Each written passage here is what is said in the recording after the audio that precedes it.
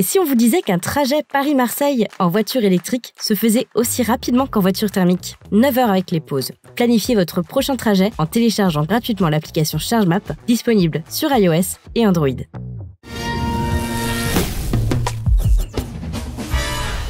Bonjour et bienvenue dans ce nouvel épisode d'Electrochoc, le podcast d'automobile propre où nous discutons joyeusement de l'actualité de l'automobile électrifiée. On enregistre aujourd'hui le numéro 8 et comme à chaque fois, on commence d'abord par vous remercier une nouvelle fois de tous les retours que vous nous faites, que ce soit sur YouTube, si vous voulez contempler nos gainages de top modèle, ou si vous vous contentez de nos voix suaves sur votre plateforme d'écoute de podcast préférée, que ce soit Apple Podcasts, Spotify ou Podcast Addict. N'hésitez d'ailleurs pas à vous abonner, à mettre un like ou des étoiles, ça fait toujours plaisir. Aujourd'hui, nous retrouvons notre équipe d'intervenants au grand complet ou presque, puisque l'ami Nicolas Lapéruque, notre Normand préféré, a des obligations ailleurs. Je fais donc l'appel. Nous avons Victor Diakov. Bonjour. Jean-Christophe Gignac. Stellantis Ioniq 5N, Elon Musk, Seat Me, bingo, bam, allez, c'est bon, je peux partir. Tout est fait. Andy David. Présent. Et Florent Ferrière. Salut. Et on commence sans plus attendre par un premier sujet qui est un débat que va brillamment introduire notre grand responsable de l'actualité, Florent Ferrière.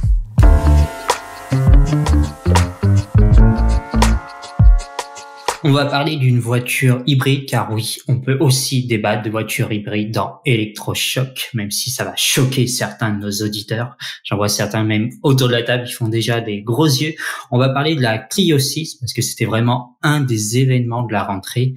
Parce que si Renault parle beaucoup de la R5, la Clio, ça reste son best-seller.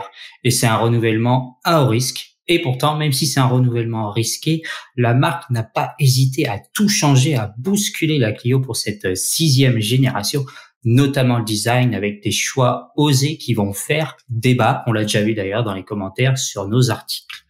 La voiture est devenue plus grande, elle fait maintenant 4,12 m de longueur, elle est encore plus puissante avec un nouveau bloc hybride 1,8 litre de 160 chevaux. Alors Renault parle d'une Clio survitaminée. Nous, on se pose la question de savoir si c'est pas désormais une Clio qui en fait trop.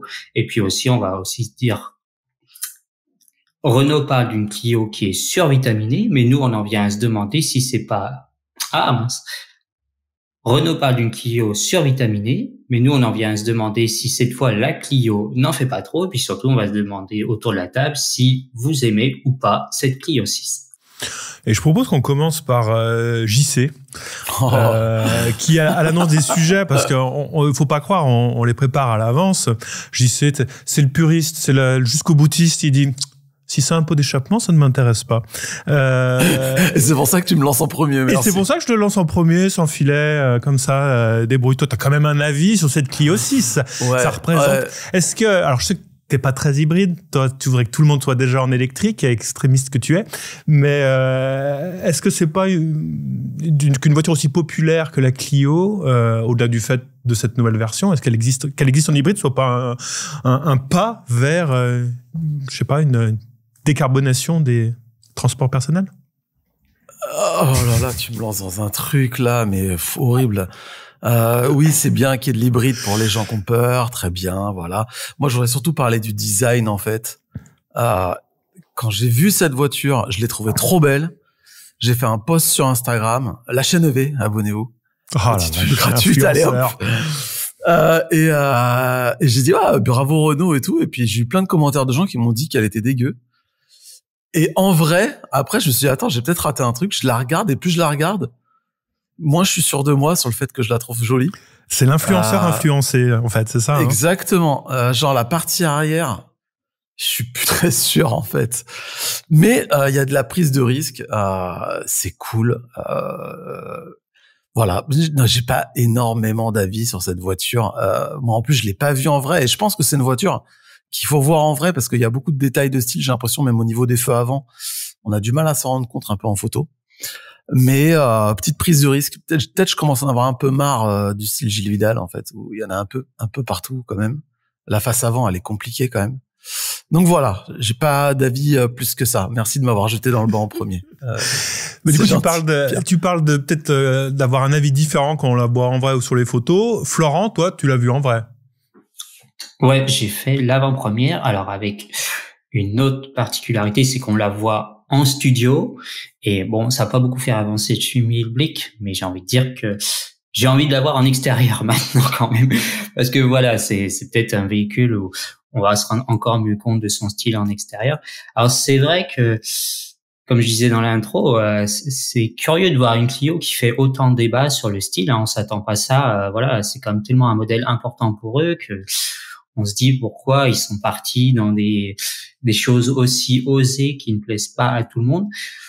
Moi, je suis un peu l'inverse de JC, quoi. C'est-à-dire que quand ils ont fait la révélation, voilà, ils soulèvent le drap devant nous, quoi. J'ai dit oh là là, qu'est-ce que c'est que ça?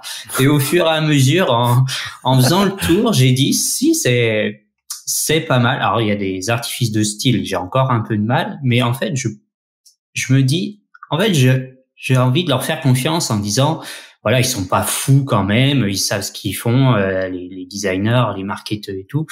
Je pense qu'à l'usage, enfin surtout en la voyant, en la revoyant dehors, je me dis, elle doit être pas mal. Même les couleurs, enfin, ce qui est quand même curieux, c'est que la designeuse qui nous a un peu présenté la voiture, elle a dit c'est dommage parce qu'il y a une super couleur rouge qui rend super bien, mais là à l'intérieur on a eu du mal à la mettre en valeur. Je dis bon, c'est un peu con de nous présenter la voiture et nous dire voilà, vous êtes pas bien, c'est pas bien pour nous la montrer, mais voilà. Donc c'est pour ça. Mais après voilà, je rejoins un peu JC aussi sur le côté les artifices de style très Gilles Vidal. Par exemple, il y a un détail de style, c'est autour des roues, il y a les élargisseurs noirs laqués comme sur la 208. Et ce qu'on voit dans les commentaires, c'est qu'il y a plein de gens qui connaissent pas grand-chose à la voiture, qui vont dire oh là là, ça ressemble carrément à une 208, alors que c'est le seul élément, quoi. On enlève ça ressemble à rien à une 208. Hein. L'allure est complètement différente, mais ce petit détail qui pour moi ne sert à pas à grand-chose fait que ça ressemble à une 208 et c'est dommage d'avoir donné cette fausse impression. Après voilà, le style, bon, chacun ses goûts. Je l'ai montré à des gens qui, voilà, de mon entourage, qui m'ont dit, oh là là, si, elle est super géniale, quoi, ça rend super bien. Mais par contre, l'impression qu'elle donne, c'est qu'elle semble beaucoup trop grosse, et c'est vrai que cette fois, elle est à 4,12 m, là aussi, c'est un peu une prise de risque, quoi, c'est qu'à force de la faire monter en gamme, la Clio, cette fois en dessous, il n'y a plus rien de modèle thermique en dessous de la Clio, hein. Chez Renault, il y aura, la Twingo sera à 100% électrique. Donc ça commence à faire un véhicule assez imposant, je trouve. La Clio 5, c'était quelle longueur pour donner une référence? C'était 4 mètres? C'était 4,05 m. En fait, il n'y a pas une énorme différence. Il n'y a que 7 cm en plus. Mais comme à chaque fois, il y a un petit peu plus, ça commence à faire, quoi. Surtout pour une citadine. 7 cm, ça compte. Andy, toi, tu l'as vu sûrement à Munich, j'imagine? Oui. D'ailleurs, c'était rigolo parce que la boîte, le stand de Renault était assez petit format. Donc, on était tous en train de saucissonner. On était un peu comme des sardines dans leur boîte, en train de regarder la voiture. Donc moi je laissais traîner mes oreilles comme je fais d'habitude, parce que j'aime pas trop donner des avis définitifs sur le design parce que c'est vraiment très personnel.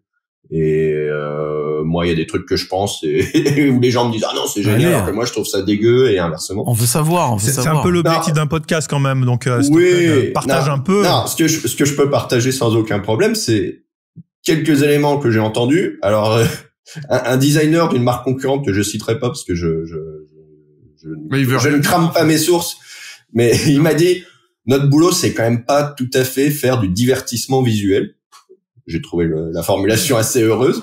Okay. Quelqu'un à côté de moi qui disait Citroën Visa. Alors ça m'a amusé, le côté groin à l'avant, ce qui m'a ramené à la C15, etc. J'étais très heureux de penser à cette seigneurie, etc. Si je devais faire une micro-analyse, je dirais que il y a un effet 408. C'est-à-dire qu'il y en a partout, il y en a dans tous les sens. Il y a plein de détails. Il y a les inserts noirs brillants, tu l'as dit, autour des roues. Il y a les feux hexagonaux sertis dans une tôlerie creusée à l'arrière. Il y a la pliure du capot qui va de l'intérieur des feux avant vers le montant et qui se plie après devant le pare-brise. En général, les voitures les plus élégantes qui résistent le mieux au temps, c'est les plus simples. Si je prends un modèle par exemple qui est une voiture qui est peut-être pas forcément appréciée esthétiquement quand elle est sortie, mais qui a aujourd'hui 13 ans après sa sortie encore beaucoup de prestance, c'est la Tesla Model S, et elle est assez simple dans ses proportions, dans son design. C'est une voiture qui a très bien vieilli par rapport à la concurrence. j'ai un peu peur que le feu d'artifice d'effet, ce qui est un peu le style Gilles Vidal, hein, donc le patron du design de Renault qui vient de repartir chez Stellantis, ça fasse un petit peu trop au niveau. Enfin voilà, je pense que cette voiture, quand on la regardera dans 10 ou 15 ans, elle va nous paraître un peu chargée.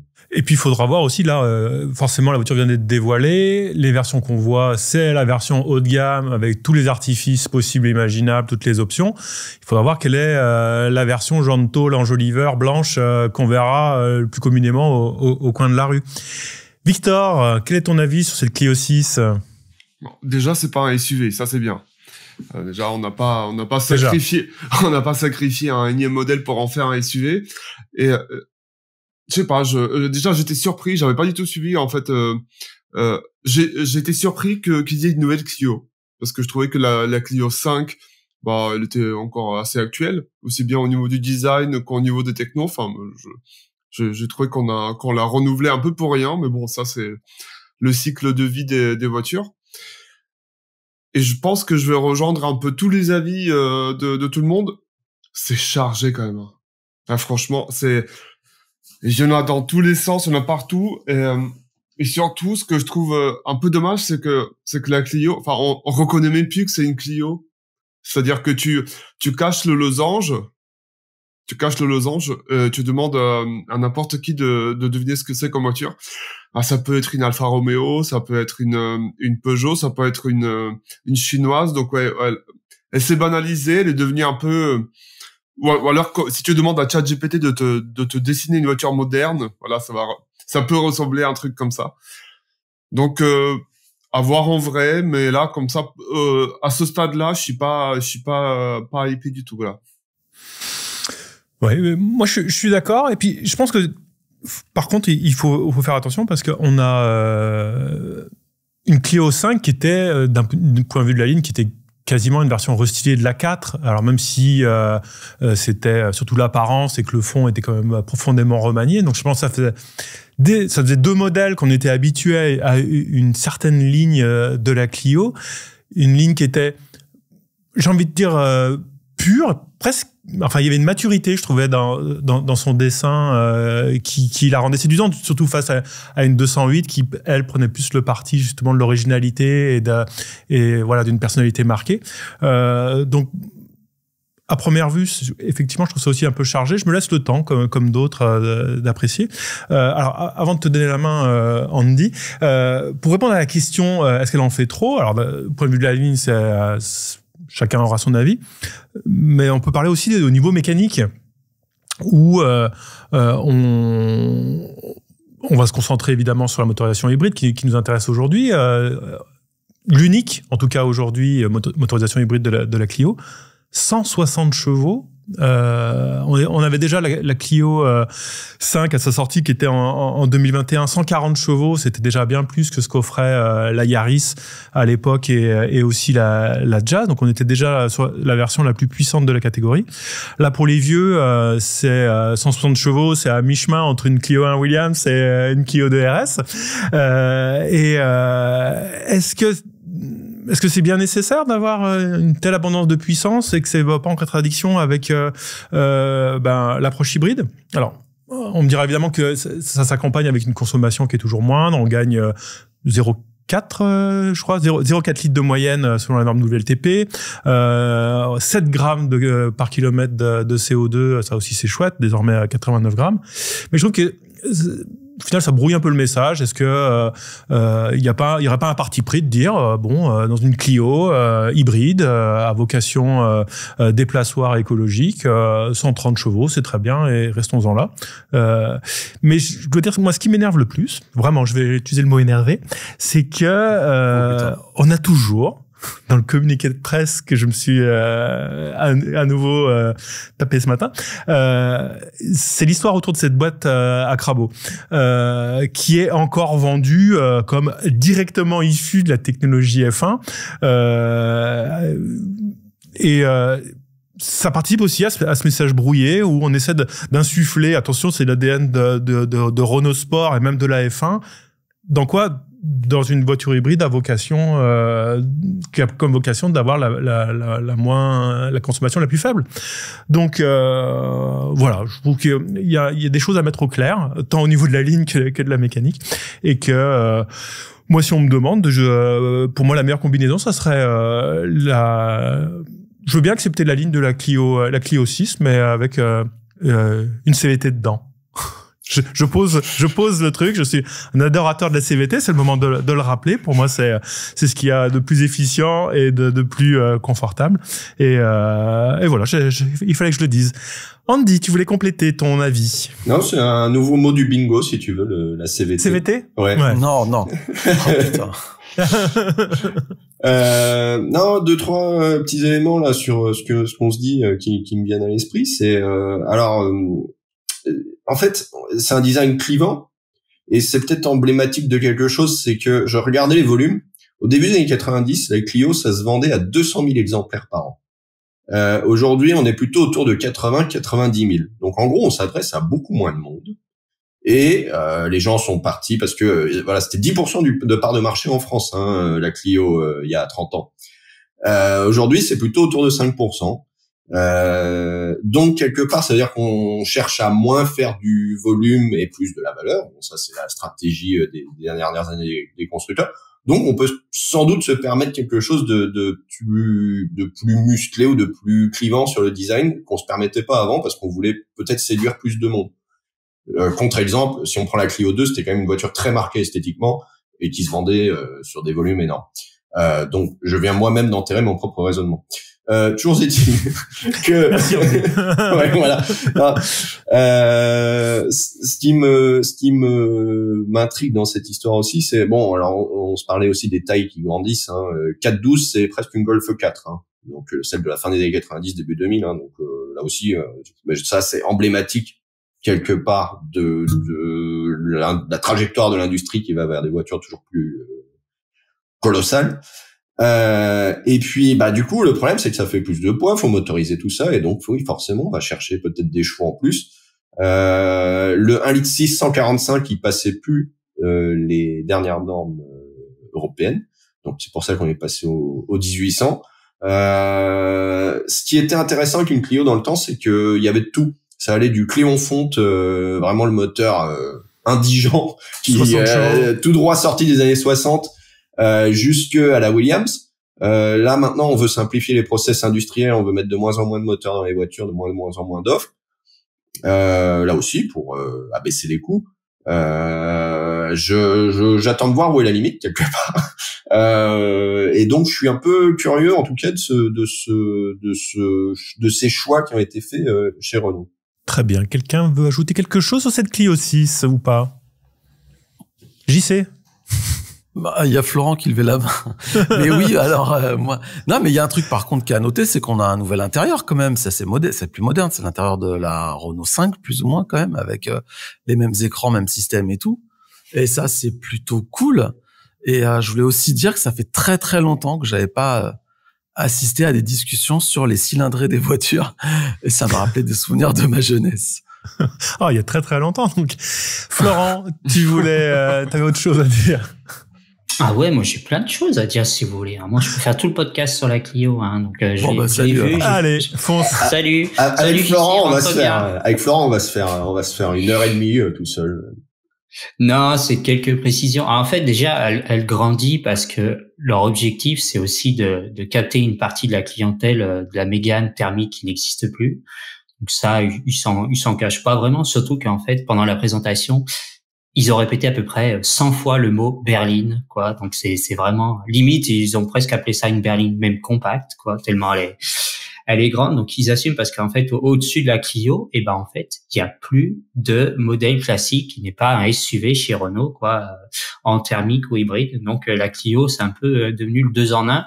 Et après en fait ils la font monter en gamme. Ça par contre ils le disent pas, ils l'avoueront pas, mais ça crée une place pour la Dacia Sandero, qui, justement, si la Clio est un peu plus originale, plus sportive, c'est parce qu'ils savent que dans le groupe, ils ont la Dacia Sandero qui, elle, est plus classique, plus entrée de gamme, qui aura des moteurs moins puissants et qui va quand même elle aussi devoir passer à l'hybride.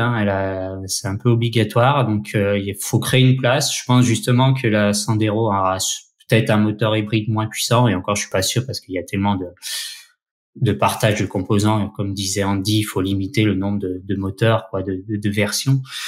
Donc je pense que voilà, il y a quand même le besoin de créer une place pour la Sandero. Donc ils assument en vendre moins, mais mieux, et dégager des plus grosses marges. Ça, quelqu'un l'a dit aussi avant moi. Donc, alors à l'heure où on enregistre, malheureusement, on n'a pas encore de prix, mais là, on sent que ça va piquer, quoi. Que voilà, il faut rien attendre en dessous de 20 000 €, même moins 25 000 € pour l'hybride. Mais bon, tout ça est noyé dans, là aussi, il l'assume clairement, tout ça est noyé dans des valeurs, des loyers, quoi, des LOA et location longue durée, tout ça. Donc, ils misent vraiment là-dessus, en disant que justement, comme c'est un beau produit qui aura une belle valeur de revente, on peut baisser les loyers et être très attractif là-dessus. Pour eux, le prix de vente catalogue n'est même plus à regarder, en fait. Donc, il va faire peur, je pense. Il n'est plus à regarder, quoi. C'est pratique, de ne plus regarder les prix catalogue. Ça permet de pas se rendre compte du prix de la voiture. Très bien. On passe au sujet suivant.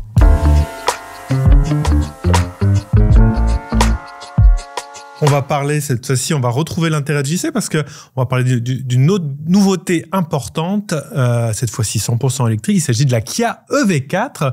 Est-ce qu'elle incarne enfin le retour en grâce des compacts, mon cher Florent? Mais oui, mon cher Pierre. Alors, je vais être très rapide parce qu'on donnera la parole à Victor qui a pu essayer ce véhicule. Quand même quelques infos sur la Kia. Aussi. Et à JC aussi. Je ne savais pas, mais je le découvre. C'est tout neuf. Mais d'abord Victor, parce que Victor. Ah, la Kia EV4, c'est pas JC qui est tout neuf. Les salauds. Donc, quelques points sur... moi, il y a un paquet de cercles,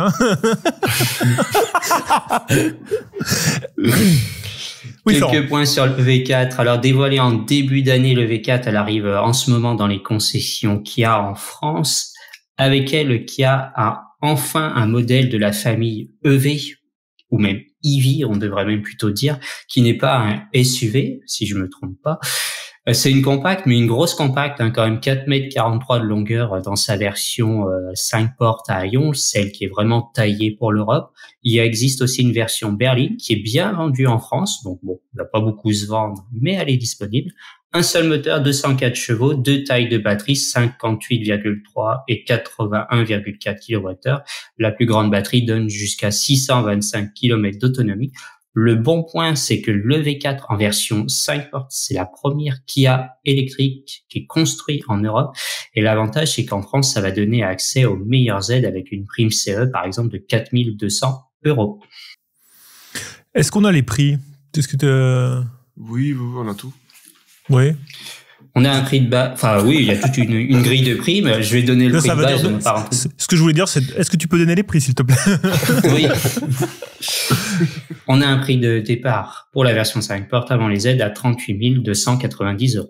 Est-ce que tu peux nous donner les loyers, s'il te plaît? Non, je plaisante. Je peux t'en donner un qui était très intéressant, très attractif. C'était pendant le leasing social qui était à 189 € par mois sans l'apport. Donc, comme il y avait la prime au leasing, et c'était vraiment, pour moi, c'était la meilleure option, la meilleure affaire du leasing. Ils ont juste eu un petit souci, c'est qu'il me semble qu'ils ont pas eu. En fait, au moment où les commandes se sont ouvertes, la voiture n'avait toujours pas été affichée au journal officiel dans la liste des véhicules ayant une prime, donc ça a peut-être un peu coincé au départ pour la prise de commande. Et donc Victor, tu as pu conduire cette magnifique nouveauté. Quel est ton... Alors, l'essai complet est évidemment disponible à l'écrit et en vidéo sur Automobile Propre, mais est-ce que tu peux nous en faire un petit résumé de tes impressions, s'il te plaît? Ouais, alors déjà, j'aimerais m'excuser auprès de vous, mes amis, parce que je vous ai tenu la dernière fois que j'étais hyper enthousiaste, hyper chaud, que le V4 existe enfin en berline, que c'est trop bien, les berlines font leur retour, etc. Et je l'ai vu en vrai, et j'ai changé d'avis. Ouais. Elle est absolument dégueulasse, la berline. Non, elle est. Attends, tu parles de la version 4 portes ou de la version 5 portes? Non, la version berline, donc la version berline normale. Ok. Rallongée. D'accord. Je suis heureux. Alors en photo, ça va à peu près, même si certains diront que non. Mais alors en vrai, tu comprends pas pourquoi, comment. Bref, parlons du coup de la version compacte, celle que j'ai essayée et celle qui sera vendue en Europe, parce qu'elle est produite en Europe, elle est produite en Slovaquie et la batterie est produite en Pologne. Donc c'est vraiment un produit dessiné, réfléchi et produit en Europe, pour l'Europe. Et d'ailleurs, ça sera vendu que en Europe, ça sera pas vendu ailleurs, hein. Contrairement à la grosse EV4 qui elle sera vendue sur le marché global. Donc et du coup, elle aura pas celle qui est produite, enfin la grosse version, elle est produite en Corée du Sud, elle aura pas du tout le droit à des aides à l'achat chez nous, donc autant dire qu'il y en aura peut-être 2 en France. Qu'est-ce qu'on en pense? C'est bien, non mais pour tous ceux qui ont essayé le V3 et qui sont allergiques au SUV, en fait c'est aussi bien qu'un V3. Il y a quelques détails quand même qui sont à prendre en compte. Il n'y a pas de fringue par exemple. Forcément, la face elle est un petit peu plus aérodynamique, donc ça a bouffé de la place à l'avant. C'est très confortable, ça charge toujours aussi bien, c'est bien fini. Alors certains plastiques sont peut-être un peu durs, mais c'est comme ça. Enfin, il y a rien de catastrophique. C'est globalement une très très bonne voiture avec une habitabilité surtout à l'arrière, mais extraordinaire. Enfin, c'est une compacte, mais qui offre la place d'une Skoda superbe, quoi. Enfin, franchement, à l'arrière, c'est un truc de ouf.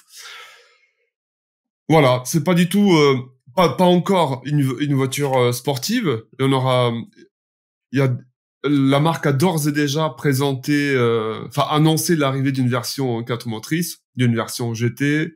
Donc, ça va arriver, il va y avoir un peu plus de sport. Mais pour l'instant, déjà pour démarrer, on a une très très bonne voiture. Franchement, 9 sur 10, quoi. Après, il y a toujours le côté design, mais bon, c'est propre à tout le monde, c'est propre à chacun. Elle a vraiment tout. Elle a vraiment tout. Le fameux e-pédale 3.0 que JC aime. Je pense qu'il a un tatouage sur le bras. Il y a Florent qui est en train de se faire attaquer par des insectes chez lui. Je sais pas si vous avez vu. Par un moustique tigre, mais au mois d'octobre, c'est dingue. Il y a plus de saison. Et donc ouais, c'est une très très bonne voiture qui mérite. Qui mérite vraiment qui mérite, voilà. Et par contre, 42 000 euros, quoi. 42 000 euros pour la grosse batterie. Et si tu rajoutes si tu coches toutes les options, t'as vite dépassé les 50 000. Donc, c'est pas une voiture abordable non plus, quoi. Ok. Alors, JC, sachant que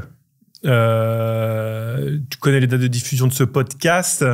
Je sais que tu as enregistré pas plus tard qu'hier ou avant-hier un petit challenge Ioniq 28, bien connu des lecteurs, des spectateurs, on va dire, de la chaîne EV de cette Kia EV4. Est-ce que tu peux nous faire un petit teasing peut-être des résultats? Alors, j'ai pas tout calculé encore, mais c'est très bien. Comme toutes les Kia, elles se débrouillent plutôt, Hyundai Kia, elles se débrouillent plutôt bien partout, c'est-à-dire que c'est efficient en ville, dans la vie de tous les jours, sur la route.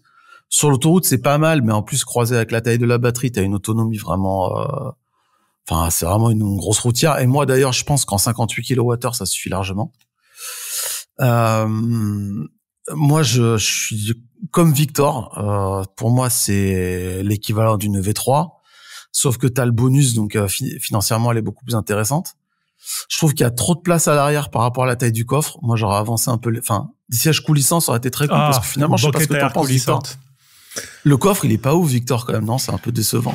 il est pas ouf. Et effectivement, ça pourrait être plus grand, mais moi, la taille du coffre, ça m'a jamais, dans la vie de tous les jours, ça m'a jamais posé de problème. J'ai aucun problème à poser un sac à l'arrière, tu vois. C'est ce genre de personne.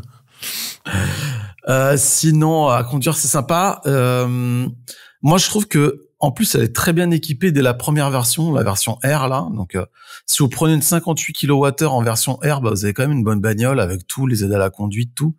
Il manque juste, la charge par induction. Je trouve ça dommage de pas la fournir dès l'entrée de gamme. Et puis, la clé sur téléphone, ça, c'est vraiment génial. Et c'est que la GT Line qui est là. C'est un peu dommage. Mais sinon, je la trouve très bien. Par contre, moi, mon problème, c'est que je trouve que, en même temps, elle est très bien. En même temps, il y a rien qui fait plus kiffer que ça, en fait. C'est un peu une voiture à l'ancienne qui fait tout très bien. Donc, tu peux rien dire. Il y a rien de, voilà.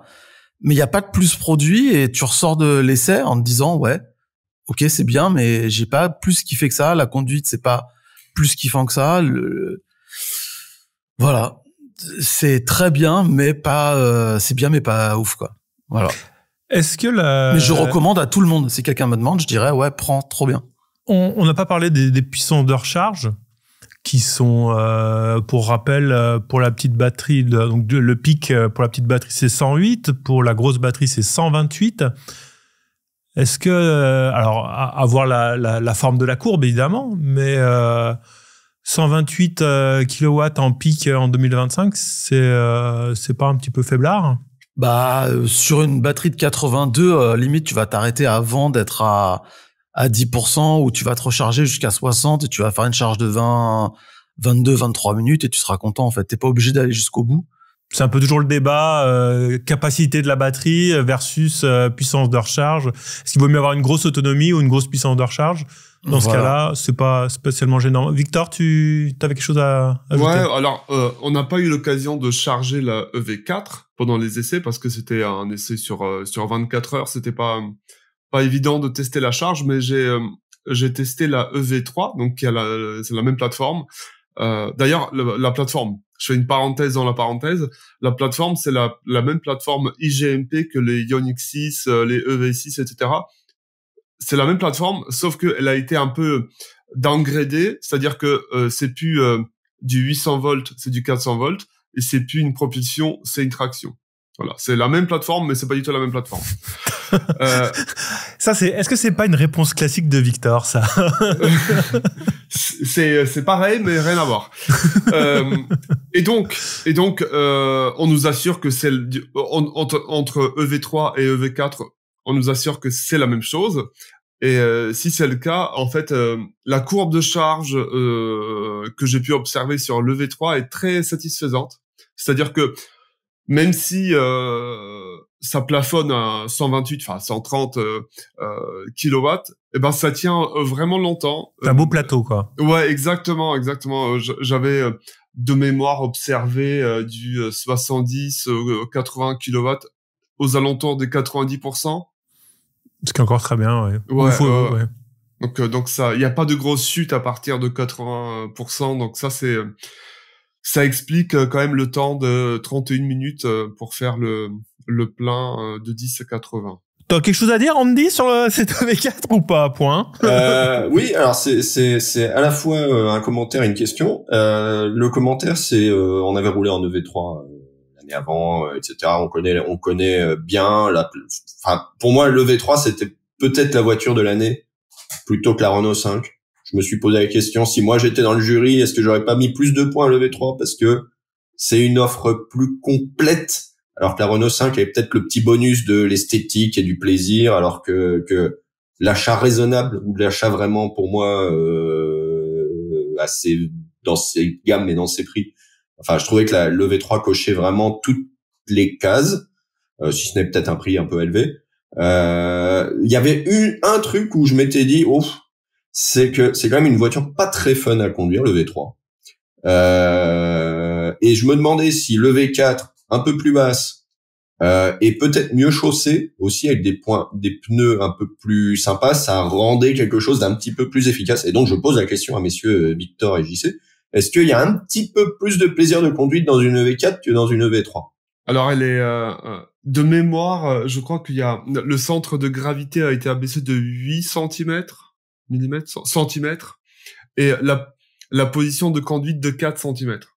Donc, on a déjà une impression de une position de conduite un peu plus dynamique, on va dire. Mais c'est pas pour autant que c'est plus dynamique pour autant, en fait. Je sais pas si tu te souviens, mais t'avais quoi comme pneu, là?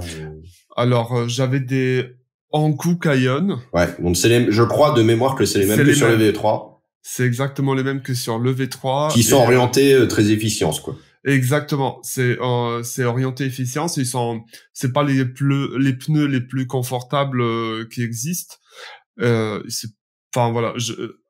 Indépendamment des pneumatiques, c'est pas du tout une voiture qui est faite pour s'amuser au volant, quoi. C'est pas fait pour ça. La direction est molle. Enfin, c'est vraiment c'est une voiture qui est 100% dédiée au confort. Et là, pour le coup, en confort, elle excelle vraiment. Mais faut pas te dire que tu vas t'amuser avec les 204 chevaux. Et puis, au niveau de la gestion de pédale d'accélérateur, t'as un peu de lag quand tu passes de régène à accélération, donc t'as pas du tout envie de taper dedans. Le train avant, c'est pas précis, mais juste dans un rond-point, tu vois bien que t'as pas envie de t'amuser dedans. Et puis 204 chevaux au roue avant, non, franchement, elle est cool à conduire. Mais comme je te dis, c'est juste, c'est un super choix raisonnable. Mais si t'es un peu passionné de bagnole, t'auras du mal à te dire, ouais, je kiffe, je prends ça, quoi. Alors, le Kona électrique de première génération, avec un moteur similaire, mais un peu plus lourd, enfin 204 chevaux. Ouais.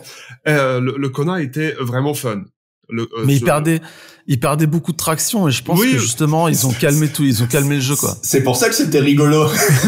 Mais oui. C'est la mort à tous les virages qui est marrante. La MG4 avec les 204 chevaux à l'arrière, elle est fun. Bien. Par contre, le même nombre de chevaux sur cette voiture-là, c'est plus du tout pareil. Hein. Mais je pense que l'électronique lise beaucoup pour que justement il y ait du confort, et jamais d'à-coup, tout se passe dans une... Oui. Florent, le V4, c'est ta cam ou pas?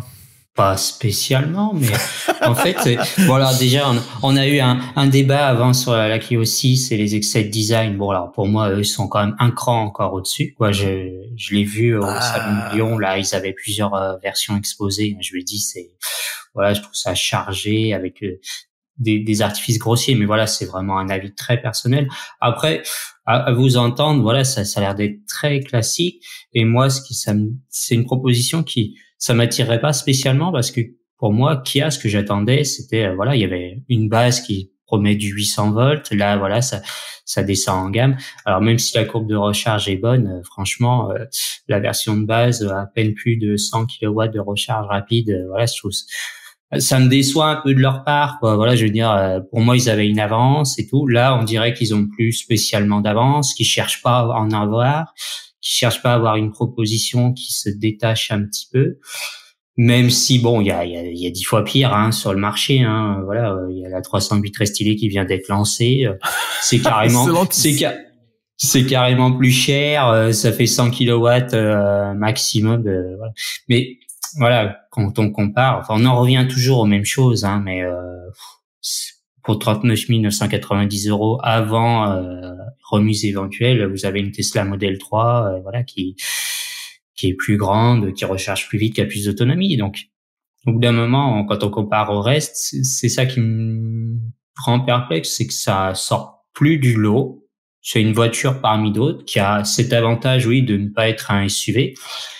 Même si le côté très massif, quand je l'ai vu en vrai, ça m'a rappelé cette époque des compacts très hautes au début des années 2000, là, un peu 307. J'ai dit, mais pourquoi ils font aussi haut? Alors oui, faut caser la batterie dessous et tout, mais j'ai dit, c'est quand même bizarre quand on fait une compacte et on la rend énorme alors qu'il y a les SUV à côté. Donc, faut savoir, si on fait une compacte, on la rend un peu plus fluette. Et voilà. Donc, bon. Visiblement, c'est un bon achat avec le bonus et une remise. Je pense c'est plus que recommandable. Mais moi, ça me fait pas rêver, quoi. Très bien. Je vous donne mon avis aussi, si vous voulez. Alors, oui. J'ai exploré un petit peu les fiches techniques. J'ai trouvé un truc marrant. On peut dire que le V4, vu qu'à quelques millimètres près, elle est exactement de la même longueur qu'un Niro EV. On peut à peu près dire que c'est une compacte qui remplace un SUV, donc écoutez, c'est dans l'air du temps. Mais j'ai regardé les fiches techniques et il se trouve qu'une EV4 a une garde au sol qui est plus élevée qu'un Niro EV. 1625 kilomètres.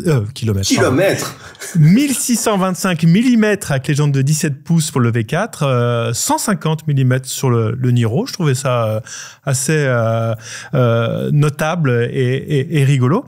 Et la comparaison, elle s'arrête pas là. Je trouve que c'est un bon indicateur aussi pour voir la progression en fait de Kia à l'intérieur même de la marque, sans aller chercher la concurrence. Et entre une EV4 et un Niro EV, on passe, quand on prend la batterie de 58,3 kWh côté EV4 et puis 64,8 pour le Niro, on arrive à des autonomies pratiquement similaire, une efficience supérieure puisqu'on passe de 16,2 kWh au 100 km à 14,7 kWh. Et j'aime bien cette idée que on a une amélioration de l'espèce au sein de Kia, ce qui traduit en plus au final par des tarifs inférieurs. Alors pareil, faut pas comparer avec ce qu'on fait ailleurs, notamment chez Tesla, mais pour mémoire, un Niro EV démarrait à 42 890 €, alors que pour cette EV4 à petite batterie, on est sous la barre des 40 000 avant même d'avoir le bonus. Donc je trouvais ça plutôt sympathique. Ce que je trouve moins sympathique, c'est dans ces tableaux de spécificité, c'est la ligne de la masse où on démarre à 1800 kilos pour la petite batterie, on dépasse les 1900 kilos pour la grosse batterie. Pour une voiture de 4,45 m, ça définit l'imagination, je trouve. Tout le monde se précipite là. Victor, on va commencer. Qu'est-ce qui se passe? Il y a un truc qu'on n'a pas mentionné au niveau des avantages. Donc là Kia EV4 arrive en Europe, en France, et si vous l'achetez aujourd'hui, Kia vous offre, Kia introduit avec le V4 un nouveau service donc qui s'appelle Kia Unique Recharge. C'est une sorte de carte de recharge universelle, un peu comme ChargeMap, mais badgée Kia. Et l'avantage de cette carte, c'est que elle va venir plafonner en fait le prix du kilowattheure sur les stations, sur les Ionity, sur les Total, voilà, sur les Toto, sur les superchargeurs. Et ça va plafonner le prix du kilowattheure à 39 centimes. Donc voilà, c'est pas mal. Bon,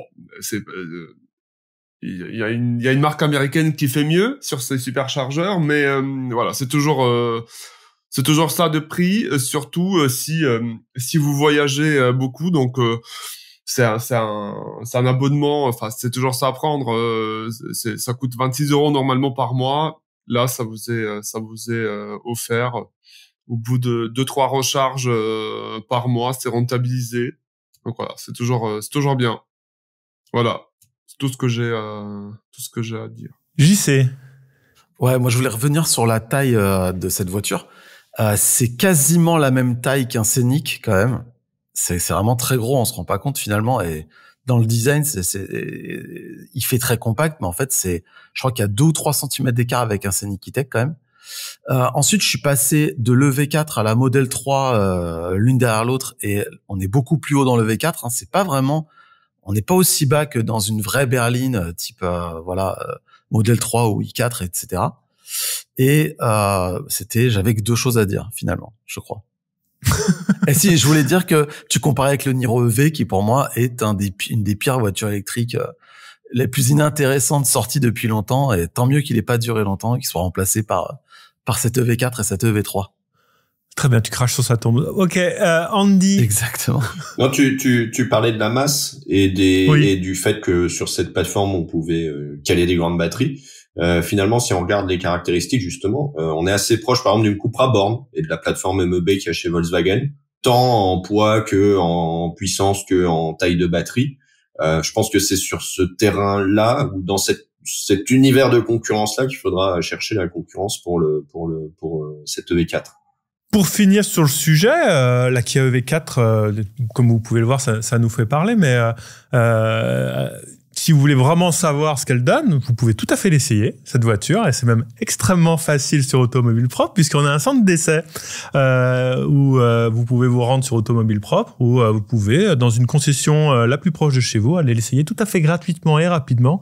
N'hésitez pas à prendre le volant vous-même, et puis à revenir ensuite, nous donner vos impressions, ça fait toujours plaisir. Ne nous croyez surtout pas sur parole. Non, toujours. Même si c'est des journalistes qui ont l'expérience et qui ont aussi une vision transversale de tous les modèles concurrents, rien ne vaut un avis personnel. Bah oui, tu viens d'une 308 HDI, tu vas conduire la V4, tu vas te dire que c'est une dinguerie, forcément. C'est génial. Exactement. Alors que pas forcément. Il faut mieux. Voilà, essayer plusieurs modèles aussi. Moi, je croyais que vous vouliez parler des compacts en général, les gars. Il y a d'autres compacts électriques dont tu voulais parler, mais peut-être. À part la 308. Du concept de compact. Je pensais que vous vouliez enchaîner là-dessus. Ok, t'avais préparé, c'est ça? T'as des choses à nous dire? Bon, non, mais c'est juste un petit indice sur le monde des compacts, qui est rigolo. Accrochez-vous. C'est qu'il n'y a plus de compacts dans le top 10 des ventes en France, hein. Et que la Volkswagen la plus vendue, c'est plus la Golf, mais c'est le T-Roc.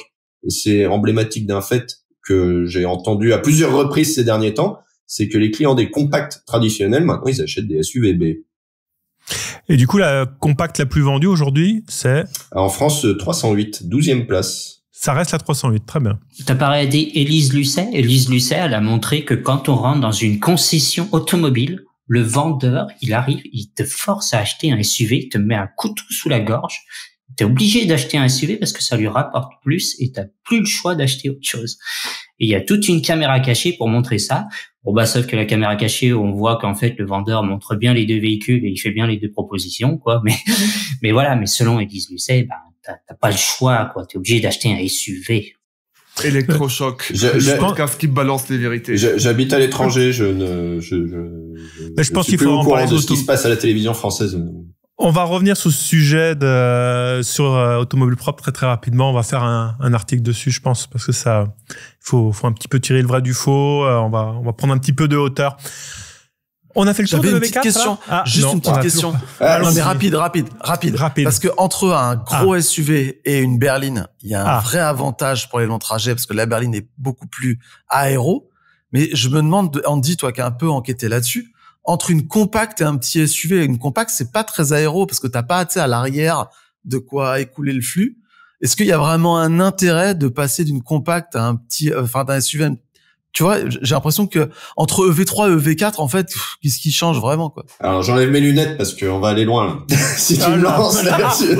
Accroche-toi, il a mis une pièce dans la machine. Allez! C'est parti. Moi, j'étais déjà au sujet suivant, mais bon. Là, c'est un billet qu'il a mis. Alors, c'est parti. Le CX, c'est... Regardez là, cet œil. Il y a l'œil qui brille, il se régale, là. Mais oui, t'as fait un super article, bordel. Allez, raconte-nous tout ça. Mais c'est qu'un CX, d'une voiture courte sera toujours médiocre. Donc, en dessous de 4,50 m, c'est difficile d'avoir un CX en dessous de, je sais pas, 0,25 par exemple. Aujourd'hui, dans l'état actuel des normes, des connaissances et des besoins des clients. Oui, t'as une différence parce que t'as toujours quelques centimètres en moins, mais les voitures sont de plus en plus hautes en général. Regarde une R5, c'est plus d'1,50 m de haut. Et donc, oui, effectivement, mais j'ai l'impression qu'avec la généralisation du VE et les batteries sous le plancher, tant qu'on les amincit pas, on va avoir des voitures. Finalement, je pense qu'on va aller, si on va sur ce terrain-là, on va aller vers des espèces de mélanges. En fait, on va aller vers des compacts hautes qui sont presque des SUV, mais qui n'en sont pas tout à fait, parce que on va pas vouloir aller trop haut pour faire de l'aéro, et on va pas vouloir aller trop bas pour froisser la. Et finalement, bah voilà, le V4, c'est un peu typique de ces voitures. Ouais, ok, on la met un peu dans la catégorie compacte, mais c'est quand même vachement plus haut et plus massif que ce qu'on a connu avant. Et est-ce que à la terme, il y aura pas qu'une seule catégorie, qu'on va pas refusionner berline et SUV, parce qu'en fait, les gens sont habitués à une position haute et j'ai l'impression qu'on va vers une MG4. Est-ce que c'est pas un peu haut?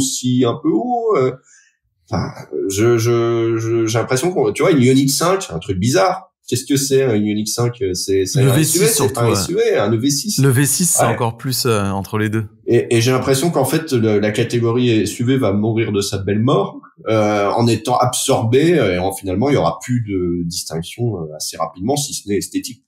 Voilà, c'était juste l'introduction. Attendez, maintenant il va développer. Dans une deuxième partie, nous parlerons dans le futur hors série électrochoc.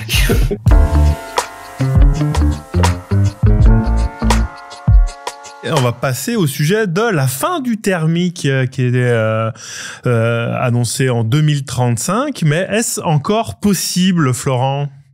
En effet, ça n'a pas pu vous échapper. On en parle quand même beaucoup. Ça tourne souvent sur les réseaux sociaux. L'Europe a acté la fin de la vente des voitures thermiques neuves en 2035. Mais la date est de plus en plus contestée par les constructeurs qui n'hésitent d'ailleurs pas à dire publiquement, par la voix même de leur grand patron, que l'objectif n'est plus tenable. En cause, ce qui est montré du doigt, c'est que les ventes de voitures électriques ne progressent pas comme elles devraient. Alors, une bonne partie de l'industrie automobile demande donc à l'Europe de faire marche arrière. Un dialogue a même été enclenché à la rentrée. Et les marques, ce qui est assez surprenant, c'est que les marques ont quand même trouvé une oreille assez attentive avec Ursula von der Leyen, la présidente de la Commission, qui est prête à faire des gestes. Alors attention, pour l'instant, la date de 2035 n'est pas du tout remise en question. En fait, il va y avoir plutôt des gestes sur les objectifs de baisse de CO2 intermédiaires, par exemple aux alentours de 2030. Il y a aussi un geste qui est fait pour les constructeurs français, c'est de faciliter la création d'une nouvelle catégorie de petites voitures électriques. On avait eu d'ailleurs un débat dans un précédent podcast. Par contre, du côté des Allemands, on aimerait plutôt sauver l'hybride rechargeable, qui est pourtant une solution qui est souvent pointée du doigt par les associations écolo. Et puis surtout qu'ils présentent pas non plus des chiffres de vente extraordinaires, les hybrides rechargeables. Je suis sûr que tu as plein de trucs pertinents à dire sur cette question-là. Déjà... Merci JC. Non, mais... en Italie, comment ça se passe? Ouais, laissez-moi tout remettre en ordre là. D'accord, on reviendra vers toi. Andy. Je vais vous dire ce que j'ai entendu et vu à Munich. C'était intéressant, Munich. C'était la foire c'était la grande. Tu as pris le pouls de l'industrie. De l'industrie, voilà, c'est ça. Européenne, je me suis entretenu avec des gens importants. Ouais. Tiens, on croirait certains journalistes que je citerai pas de la profession. Tu veux citer personne. Non, alors si, tiens, on va citer. Qu'est-ce que j'ai vu à Munich? Alors j'ai vu des gens, les patrons de BMW, Mercedes, etc., dire regardez, on lance une nouvelle plateforme, un nouveau véhicule électrique, c'est génial, 800 km d'autonomie, machin, software defined vehicle et tout là. Et de nous dire en même temps ouais, mais on n'arrivera jamais à faire de l'électrique. C'est pas possible, les gens n'en veulent pas, etc. Donc j'ai trouvé ça assez savoureux parce que c'était assez contradictoire. Après, on a vu Jean-Philippe Imparato, le responsable de Stellantis Europe, qui nous a dit oui, on y arrivera à faire tout en électrique en 2035 avec un marché européen à 10 millions de voitures. C'est 13 millions l'an dernier, donc en gros, il y aura des morts. C'était ça la menace, y compris évidemment sur l'emploi, etc. Troisième micro-anecdote du salon de Munich, c'est que en contre-soirée, il y avait Polestar, qui a fait venir des influenceurs, etc. Et c'était assez rigolo parce que dans l'ascenseur, ils ont mis des affiches au mur, sur lesquelles il y avait marqué toutes les déclarations des patrons de l'industrie allemande en mode on n'y arrivera pas, le thermique a encore un avenir, etc., etc. Et au milieu, la déclaration du patron de Polestar en disant nous on y est déjà, on fait 0 véhicule thermique, donc de quoi vous nous parlez, quoi. Donc c'était les 3 petites anecdotes que je trouvais assez saisissantes sur le sujet de Munich. Ce que je garderai à l'esprit, c'est quand même en fait on est dans un temps de lobbying. J'entends la petite musique, alors qu'est-ce que c'est le lobby? Je suis allé voir sur Larousse, j'ai ouvert mon Larousse. Action menée par un groupe de pression pour obtenir quelque chose. Quelle chose? Un retour en arrière sur 2035 et ou aidez-nous sur la compétitivité, donc enlevez-nous des normes ou mettez-nous des aides, ou aidez-nous à vendre des vœux, donc faites-nous une prime à la casse, faites-nous des crédits, etc. on est dans un truc très court-termiste de demander des choses pour en obtenir d'autres. Il y a un facteur qui est peut-être en train de changer et qui pourrait avoir un poids dans les années à venir, c'est que moi j'habite dans un pays, l'Italie, qui est très fortement électrosceptique. On est à 5% de part de marché sur le VE, sur le global.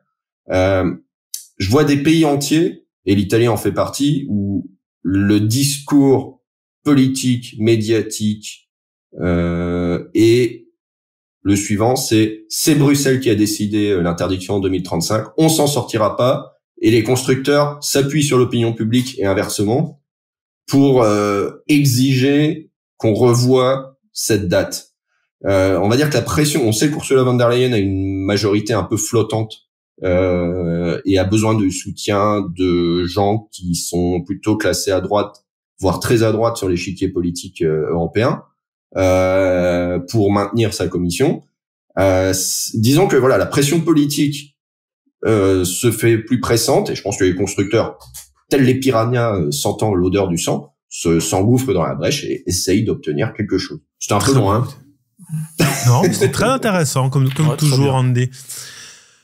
Tu réfléchis encore, là? Non, le premier problème, c'est que, et c'est exactement ce que tu dis, Andy, c'est-à-dire que il y a quand même je sais pas s'il y a une majorité, mais et on le subit depuis toujours, beaucoup de gens qui n'y croient pas, qui luttent contre. On a de la désinformation, en tout cas de la mésinformation en permanence dans tous les sens, et il y a énormément de gens aujourd'hui du coup qui ont peur de passer à la voiture électrique. Du coup, effectivement, ça freine tout le business. Les constructeurs disent que ça ne marche pas, donc ils s'en plaignent. Les journaux disent que si ça marche pas, c'est que c'est pas bien. Les gens lisent les journaux. On est dans un triangle de l'inaction.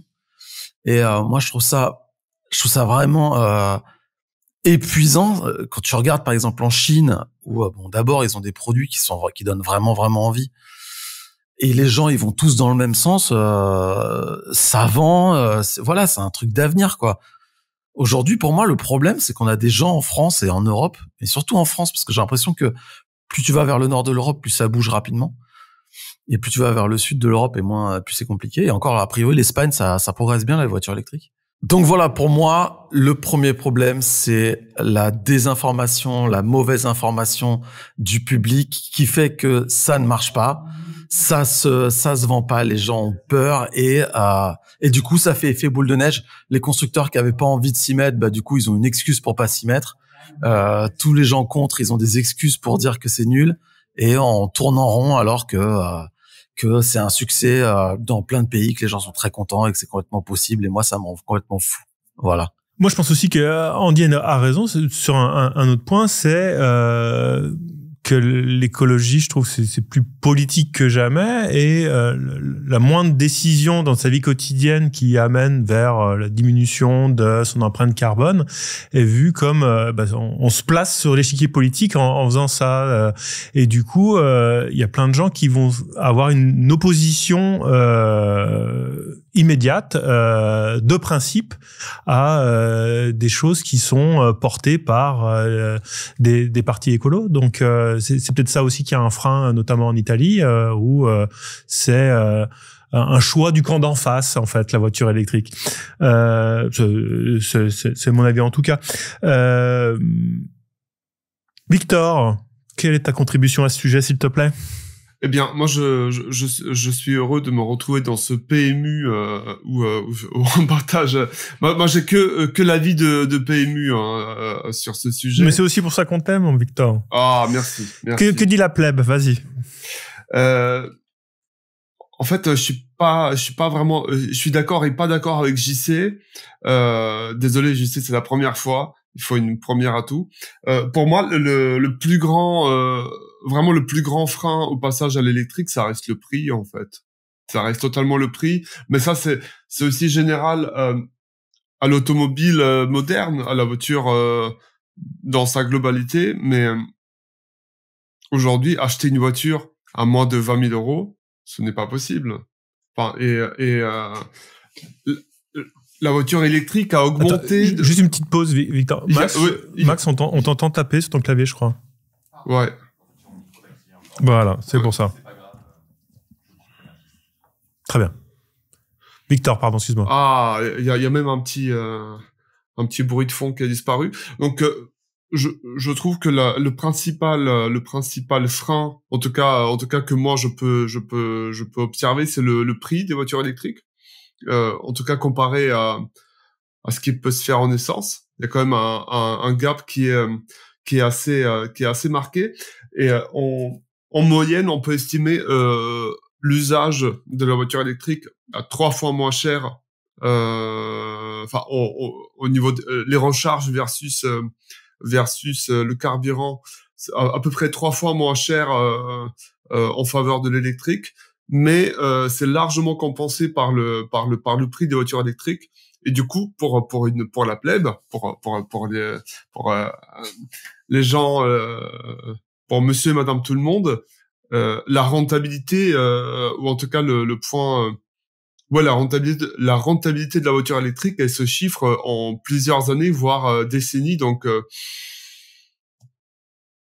acheter un vieux diesel d'occasion et payer même 2 € le litre de gasoil, eh ben ça restera pour l'instant la solution la moins coûteuse pour je pense beaucoup de gens.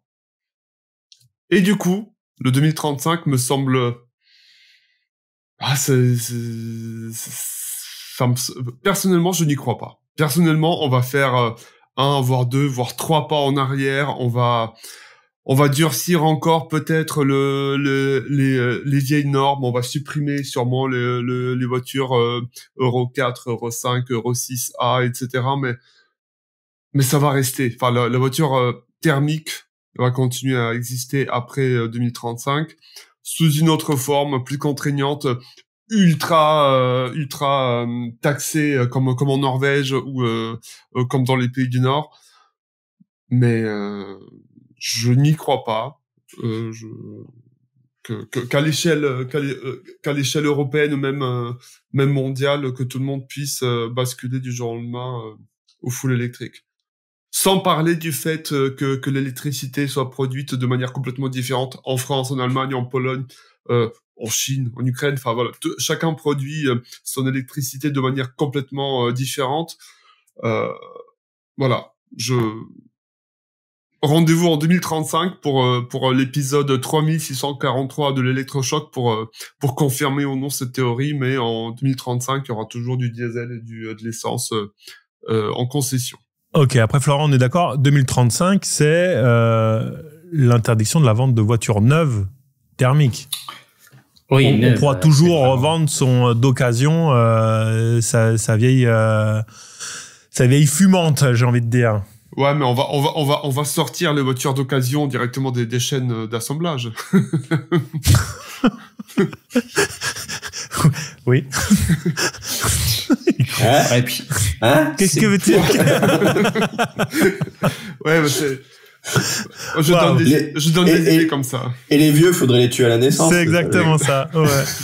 Florent, qu'est-ce que t'en penses? Ben moi, je rejoins un peu Victor. En fait, j'y crois de moins en moins. En fait, même si les constructeurs se vantent de concevoir des voitures de plus en plus vite, l'industrie automobile, ça reste une industrie d'un temps long. Et finalement, en 2035, c'est dans moins de 10 ans. Et dans moins de 10 ans, basculer sur... alors, c'est pas que l'électrique, hein, on aura aussi le droit de l'hydrogène, mais bon, déjà, là, c'est une technologie que les constructeurs ne misent même plus dessus. Donc, bon, on parle vraiment de 100% électrique. Je veux dire qu'en 2025, quasiment 2026, on n'en est toujours pas au stade où la voiture électrique est vraiment l'égal parfait du thermique en prix. Alors, en usage, ça commence quand même à l'être avec les autonomies, mais en prix, ça ne l'est pas, quoi. Donc, et franchement, à 2035, moi, j'y crois de moins en moins. Donc, je me dis, il va bientôt y avoir une reculade.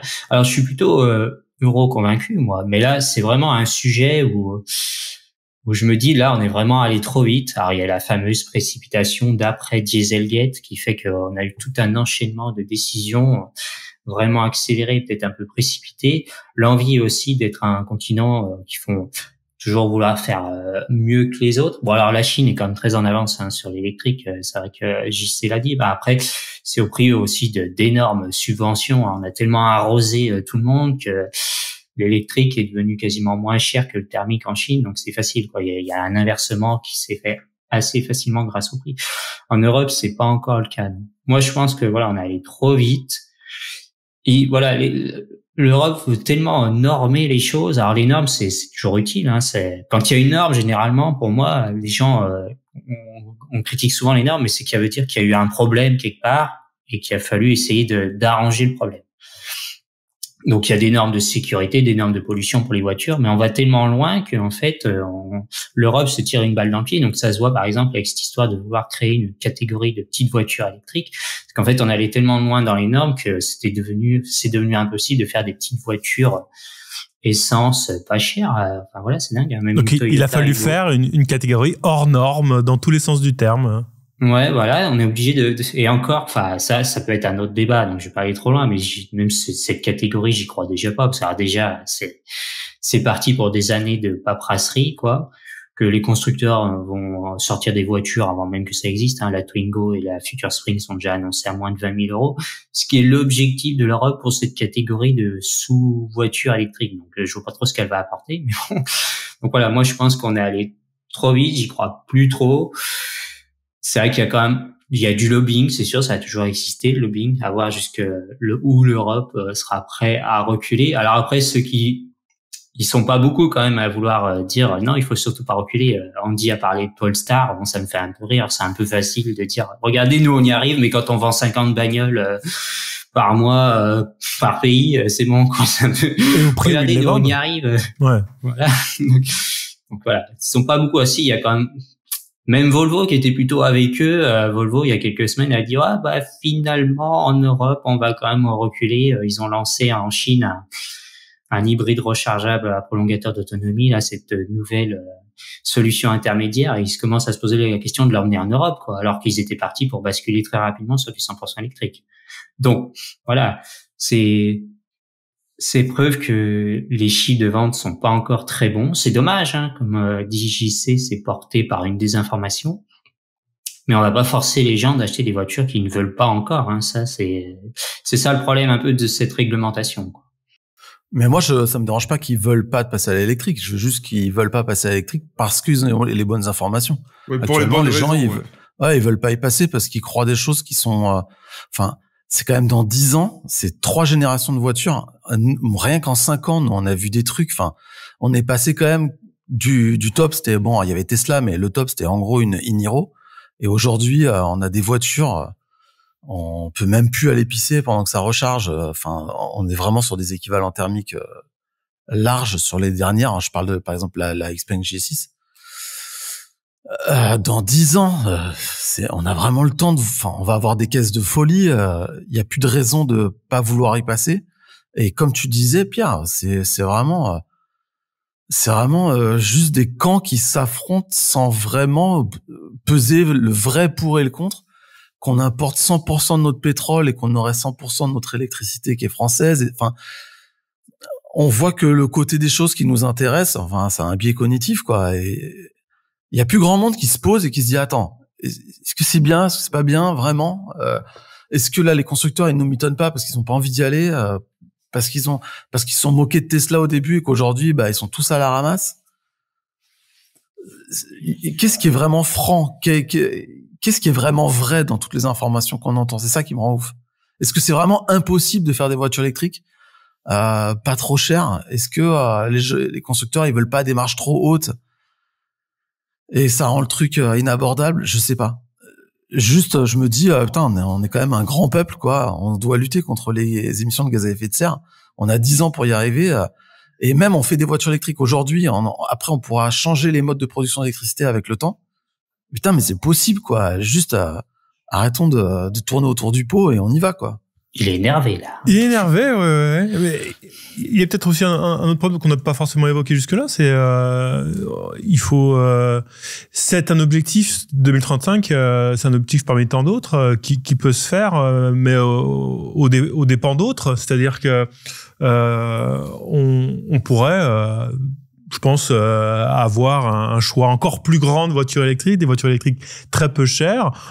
pour caricaturer, on fait sauter toutes les normes, comme le dit Florent, on fait venir toutes les dernières voitures électriques les plus accessibles de Chine, et là, on gagne des années. Mais c'est aux dépens de l'économie, c'est aux dépens de l'ouvrier européen, et c'est forcément, même si l'urgence climatique est bien présente, eh bien, il y a un aspect économique à pas négliger, et puis surtout, il faut en matière de politique, le but c'est quand même de se faire réélire la fois d'après. Donc là, on est vraiment dans le PMU, les deux pieds dedans. Mais non, mais c'est vrai. Mais c'est bien ça aussi, quoi. Mais oui, en Chine, ils ont pas besoin de se faire réélire. Ils peuvent avoir une vision à 30 ans. Une dictature, ce serait pas bien. Mais c'est vrai, tu peux avoir une vision à 30 ans qu'en France, tu ne peux pas avoir. C'est des visions sur 5 ans. Pour être réélu derrière, faut que tu sois... C'est une évidence que tu... Après, on est quand même un pays assez avancé sur l'électrique, quoi. C'est surtout, je pense que le lobbying se fait aussi par rapport à des pays tellement en retard, aussi bien dans les intentions d'achat et les infrastructures. On est quand même un pays assez bien gâté. Moi, le 2035 en France, 100% électrique, j'y crois totalement.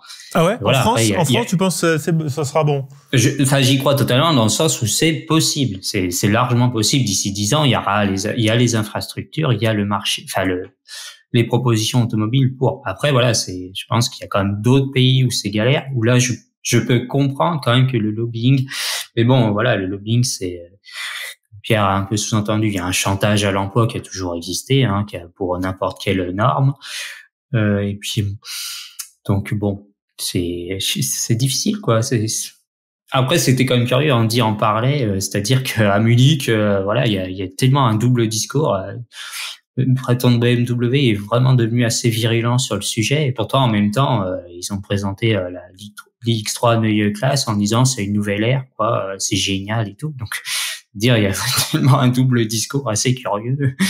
Nos lecteurs ont peut-être un avis là-dessus qui vaudront le nôtre. N'hésitez pas à le partager avec nous dans les commentaires en dessous de l'article, de la vidéo, du podcast, suivant là où vous l'entendez. Mais c'est un sujet épineux. On a fait le tour, on est bon, on a terminé, je crois. Andy, dis oui de la tête si tu nous entends. Oui, fais-nous signe. Voilà. Andy, forcément, si vous n'avez pas l'image, Andy a eu quelques soucis techniques aujourd'hui, on peut le dire. Mais bon, il fera probablement mieux ou pas la prochaine fois, on sait pas. Du coup, on va se quitter. On va se quitter, mais d'abord. Eh bien, la petite tradition veut que on doit chacun partager quels sont nos projets dans un avenir proche.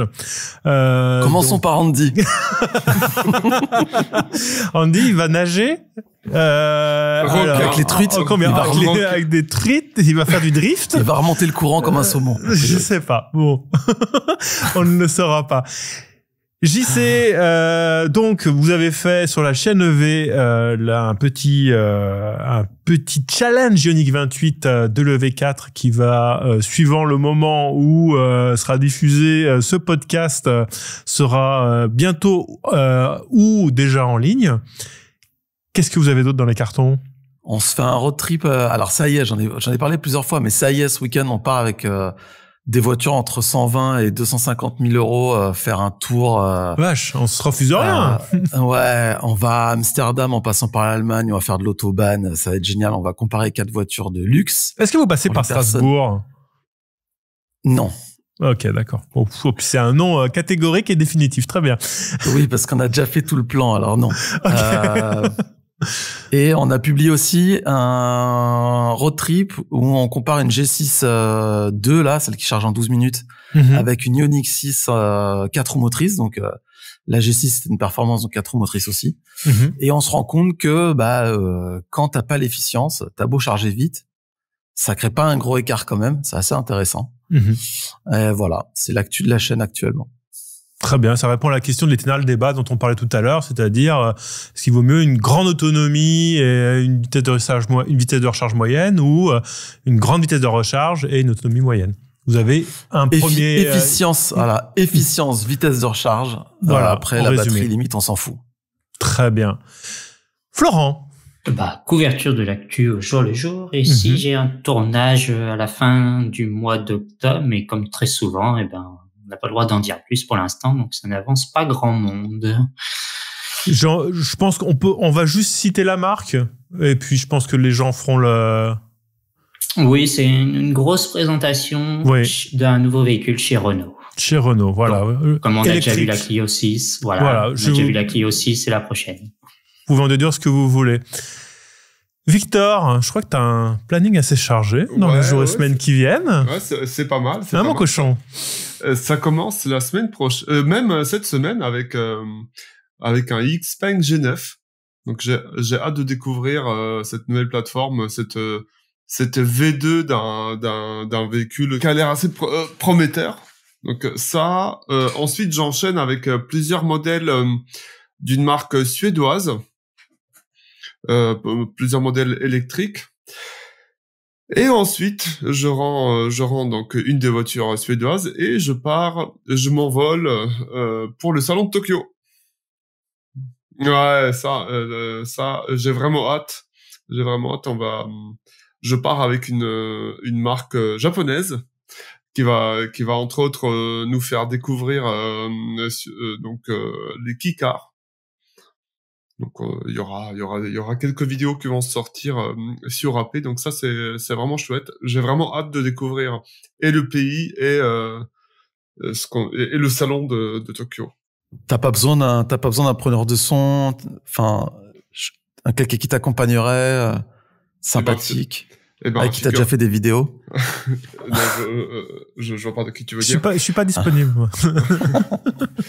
Non, je suis content parce que je vais retrouver Nicolas Lapéruque là-bas à Tokyo. D'accord. Qui fait partie du même groupe. Exactement. Formidable. Donc, on va pas revenir bien frais, je pense. Ah, vous allez, non. N'hésitez pas à faire des vidéos, voir tous les deux, ça peut être très intéressant. Ouais, on va voir. Et puis globalement, après j'ai encore des choses en novembre, décembre, mais on en reparlera dans le prochain podcast. Ouais, exactement. Très bien. Vous divulgacher maintenant. Andy, c'est foutu pour aujourd'hui, je crois. Hein, oui. Très bien. Écrit sur un papier. Il essaie même plus de faire semblant. Du coup, moi, je vais vous raconter ce que je vais faire. Déjà, c'est une chose, ça m'arrive beaucoup moins souvent et c'est bien dommage et je vais être amené à le faire plus souvent quand même parce qu'il le faut. Je vais publier un article sur Automobile Propre. Oh. Je vais vous raconter mes vacances en Seat Mi. Donc, ça sera mis en ligne. Sera mis en ligne. Voilà, formidable. Excellent. 4 octobre, donc ça, vous pouvez, soit c'est sur le point d'être mis en ligne, soit vous pouvez déjà aller le lire, où je vous raconterai notamment qu'est-ce que ça fait de traverser la France de part en part avec une petite citadine électrique avec une petite batterie, une petite puissance de recharge. Voilà, c'est un petit journal de bord sans prétention, c'est un petit partage d'expérience, on va dire un témoignage, comme ça qu'on dit. Et puis mi-octobre. Moi, c'est vers la Chine que je vais m'envoler pendant 9 jours. Allez. Pour tout vous dire, j'essaie moi de limiter mes déplacements d'un point de vue personnel et de prendre l'avion depuis quelques années parce que je l'ai beaucoup fait pendant des années pour le travail et voilà. Mais je pense que quand on est un média qui parle de voitures électriques, il y a un moment quand même il faut aller voir ce que ça donne de ce côté-là, du côté. C'est l'excuse que j'ai. Florent, arrête de ricaner. Non, j'avais envie que tu nous dises pour qui tu l'avais fait tous ces déplacements avant. Pour un autre média qui s'appelle Caradisiac, mais on va biper le nom parce que c'est la tradition. Voilà, donc je pense que pour avoir quand on est sur un site dont la spécialité est la voiture électrique, il faut aller voir quand même ce qui se passe en Chine et il faut y aller sur place. C'est un petit peu l'endroit où tout se fait et je vais y aller avec un constructeur qui a de grosses ambitions en Europe et aussi en France, un groupe même qui s'appelle Chery et qui va venir avec plusieurs marques dont Omoda et Jeku. Donc je vais aller voir un petit peu sur place, à la fois les usines, rencontrer des gens, essayer quelques voitures que nous verrons bientôt en France et Et voilà, vous verrez tout ça sur Automobile Propre d'ici la fin octobre. Très bien. Il y a Andy qui a donné son programme dans le chat. C'est vrai ? Il faut le lire du coup. Donc il va essayer. Alors, il va voir la première Ferrari électrique, par exemple. Ouais. Tu l'essayes ou tu la vois? C'est la technologie. Oh la vache, on est revenu plusieurs années en arrière, quoi. Le premier podcast dicté de France. Voilà. C'est un Tech Day. Avec review de la plateforme. Très bien. Donc il va regarder, mais il va pas toucher. Et pour le reste, effectivement, Andy, c'est quelqu'un qui a énormément d'imagination pour trouver 1 milliard de sujets. Ils sont tous super intéressants. Mais si je l'écoutais, on publierait que ces articles. Et il faut arriver à prioriser, valider et tout ça. Et il faut que je prenne le temps et il le faut, Andy. Et je vais te répondre au plus vite. Ne t'inquiète pas, je vais le faire. Voilà, je pense qu'on a fait le tour. Comme d'habitude, je vous invite à commenter, donner votre avis sur les sujets que nous avons traités aujourd'hui. N'hésitez pas à nous faire vos retours, un petit like, un petit 5 étoiles, ça fait toujours plaisir. Et puis on se dit à dans un mois, à très bientôt. Salut. Salut.